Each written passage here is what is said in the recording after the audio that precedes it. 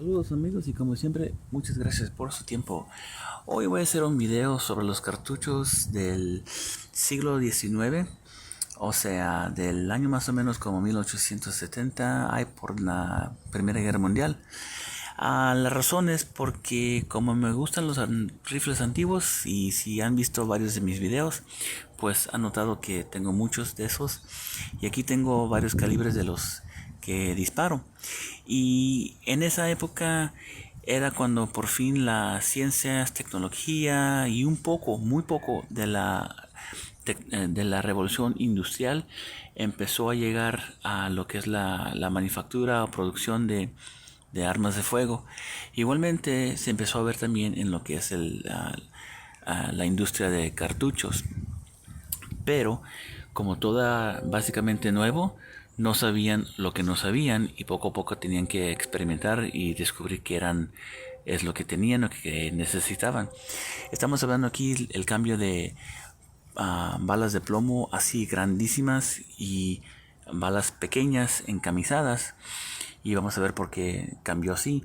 Igualmente la pólvora negra con la pólvora sin humo, que también cambió lo que la trayectoria o el desarrollo de armas de fuego. Y vamos aquí a empezar de una vez con el 71 Martini Henry. Aquí está el Mauser 11 milímetros, los primeros dos. Aquí tenemos el francés Gras del 74, igualmente se utilizó para el Mannlicher del 86. Aquí vemos por primera vez el Lebel francés, ya utilizando pólvora sin humo de ahí en adelante. Aquí tenemos el Kropatschek portugués y del 86. El argentino, el que le decimos argentino, pero realmente el cartucho, el calibre era el de Bélgico de 1889, el primer Mauser cartucho, sin ahora de pólvora sin humo. Aquí vemos el ruso del 91, el inglés 303 del 91, el 7 milímetros Mauser del 93. Aquí tenemos el japonés de 1895, 6.5, igual que el italiano. Y aquí tenemos el 8 milímetros Mauser y aquí el 303, digo 3006 americano. Igual para que vean la diferencia en cómo fue que cambiaron por fin los cartuchos. Miren aquí de pequeñitos como están. Este es el súper famoso AK-47. Aquí tenemos básicamente el 308, pero es el 7.62 de NATO de los 50s, 1950s, el súper famoso FN FAL. Y aquí el súper pequeñito es el americano AR-15 o M16. Pero aquí, en lo que es la época de los años 1870, 80, 90, todo era muy experimental y no sabían lo que no sabían. Y en esa época también había muchos cartuchos como este. Y este se llama fuego anular o circular. Y lo que básicamente es como los cascos que los hacían en ese tiempo eran de dos piezas. Y en este se le metía la química por aquí adentro y llegaba aquí abajo en la base. Era algo así como líquido que se secaba o alguna goma. Y lo que sucede es que cuando la aguja percutora del fusil le pega a esta parte aquí, es lo que prende, es lo que dispara el cartucho. Pero este problemita, este cartucho tenía un problemita que a veces lo que es la goma o la química no se sentaba bien en todas partes de lo que es la base.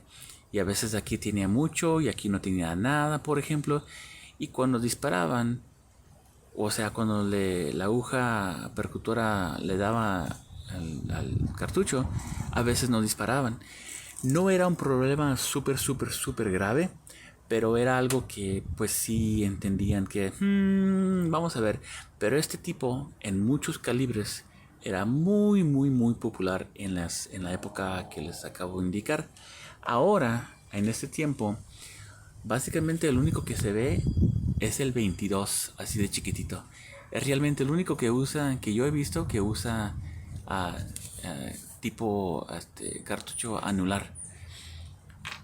El siguiente estilo, o el otro estilo, era el fuego central, que obviamente ya sabemos que este fue el que ganó el concurso, por decir que cuál iba a ser el mero mero. Pero en esta época de los 70s, 80s, 90s, los dos, el anular y el fuego central, eran muy populares. Era básicamente como decir, un debate. Igualmente, el tamaño del cartucho y el tamaño de la bala, las balísticas, cuáles eran, pues cuál iba a servir mejor, y qué grande y qué tanta pólvora. Igualmente, qué tan grueso o qué tan delgado tenía que hacer lo que es el casco. Y bueno, igual lo que fue el diseño de cascos fue que al momento de disparar, los cascos se expanden dentro de la recámara. Y al hacerse más grandes o al expandar, se usa como sello para para prevenir que los gases salgan por atrás y solamente por enfrente, obviamente. Pero el problema que tenían era que de vez en cuando, o bueno, suficiente veces ocurrió que se quebraba el casco o se expandaban y no se podían deslojar. Y tanto ocurrió esas cosas que muchos fusiles de esta época no tenían barra para limpiar los rifles o los cañones, sino que tenían barras para deslojar algún cartucho que se había pues atorado dentro de la recámara. Y era muy común. Ahora, era algo bien conocido, pero no era algo que sucedía cada rato, porque lo hubieran cambiado, ¿verdad? Si era un problema tan grave, hubieran cambiado lo que se había usado, pero era algo muy bien conocido que probablemente era un problemita. Se quebraban o se atoraban los cascos en la recámara. Igualmente, parte de la solución que encontraron en esta época por los cascos que se atoraban y no se rompían fue que empezaron a utilizar un casco que tenía este tipo ah, ah, de base, que es un cartucho bordado. Ven aquí como tiene así. Otros cartuchos de otros modelos eran más grandes, y este tipo de casco bordado o cartucho bordado con borde, lo veíamos en el Mauser, en el Gra, en el Lebel, en el Kropatschek, en el ruso, el británico 3006 o 303, disculpen. Entonces, varios cartuchos fusiles utilizaron este sistema. ¿Y por qué? Bueno, para poder agarrarlo al extractor, para que tenga más, por decir, más carne, para poder jalar el casco ya disparado, atorado en la recámara. Entonces, con más base, más carne para poder sacarlo o deslojarlo, básicamente deslojarlo sin tener que sacar la barra y meterla por la parte de enfrente del cañón y sacar el casco atorado. Pues con pensaron, pues hay que agarrarlo así, o sea, más carne para poder sacar a fuerzas lo que es el casco. Y bueno, pero era también un debate, tenía sus problemitas en cuando empezaron a usar rifles con que se montaban cartucho sobre cartucho, pues no podían alinearse muy bien, estaban en un ángulo, y pues también tenía sus problemitas ese estilo de cartucho. Igualmente, lo que eran fusiles de repetición, como los Lebels de tubo repetición que tenían cartuchos en reserva, el Mauser, el segundo 7184, el Kropatschek, el japonés tipo 22. Todos esos eran fusiles de tubo, como pensamos como, ¿cómo se dice? Los fusiles de palanca, o de palanca, como de los cowboys, ¿sí? Y esos son fusiles de tubo que tienen los cartuchos así, un cartucho tras el otro, y de vez en cuando si tuvieran problemitas donde dentro del tubo de reserva cartuchos se disparaban por dentro, y entonces por eso empezaron también a usar balas así planas, o sea, que estén chatos, para que no tenga por detrás que de cada uno algo, pues obviamente, ¿verdad? Porque si sucedía, no era súper común, pero sí se conocía que en experimentos y en pruebas de diferentes fusiles, porque había muchos que nunca llegaron a ser parte de algún ejército, pero sí se usaban muchos en diferentes partes para cacería, por ejemplo, y también para en los Estados Unidos, pues los países latinoamericanos que también eran había mucho espacio de campo y bueno, había muchos diferentes tipos de fusiles, no solamente los de que llegaron a ser militares. Y bueno, tenían que hacer también esto porque ven que como está redondo, pues no necesitaba el GRA, no necesitaba disparar así con bala plana, o sea, puede ser redonda. Pero aquí vemos que están las balas grandísimas, muy grandes. Y entonces ya cuando empezaron a usar la pólvora sin humo, un coronel de Suiza, del coronel Rubin, él fue el que hizo muchos experimentos sobre cartuchos, y lo que demostró sus experimentos fue que una pequeña bala tenía la misma fuerza, por decir, o el mismo impacto de una bala grande, pesada, siendo que la bala pequeña tenga suficiente fuerza o velocidad. Y usando la pólvora sin humo, esa pólvora producía más presión en el cañón, entonces significa que tenía más velocidad la bala, podría llegar más lejos, más rápido y en una dirección, o sea, trayectoria más derecha, sin un arco. Por ejemplo, un rifle que tenga pólvora negra disparando un cartucho o una bala pesada, muy pesada, a los 500 metros, por ejemplo, dispara a cierto arco, más lejos, más arco.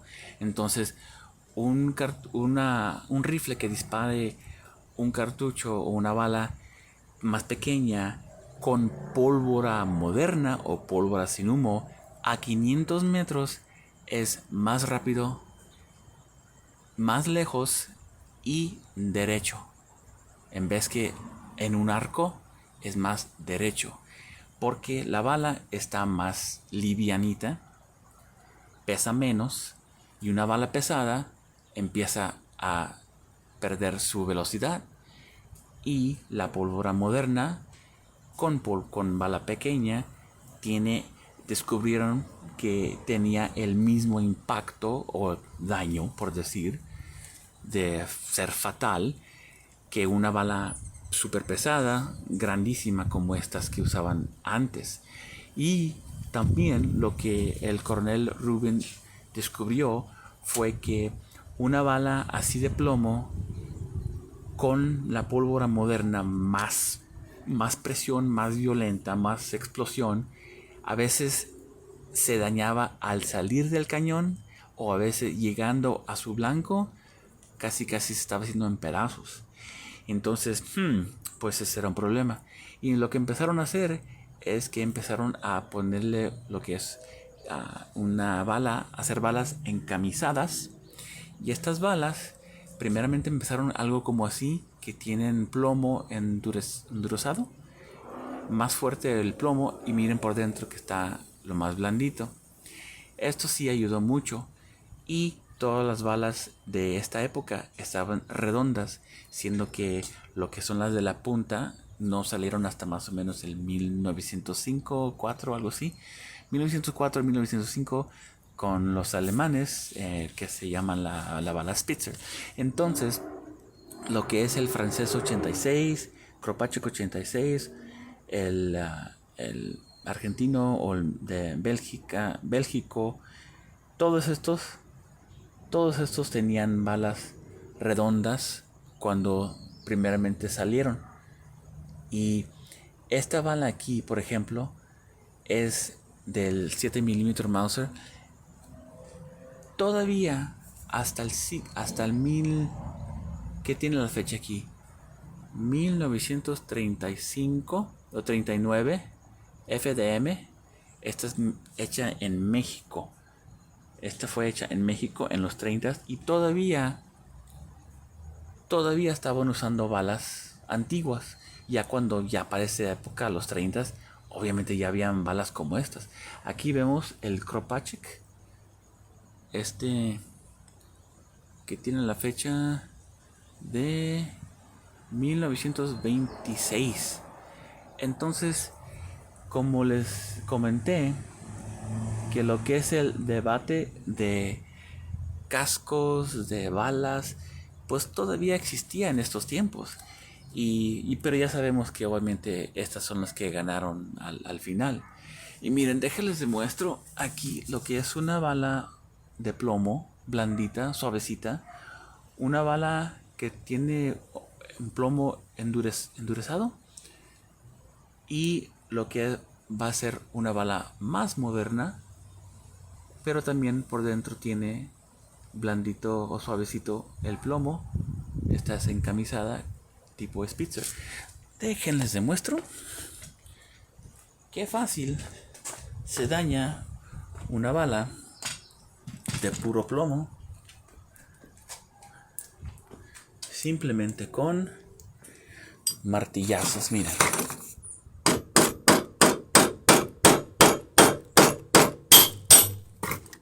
así de fácil se puede dañar. Hasta con lija puedo hacerlo pedacitos. Este ya está más duro. Ya lo he golpeado varias veces, por eso está bien.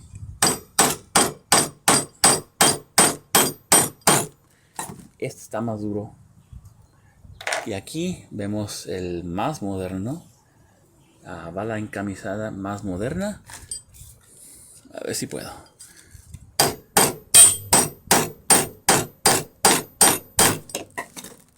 Está mucho más difícil.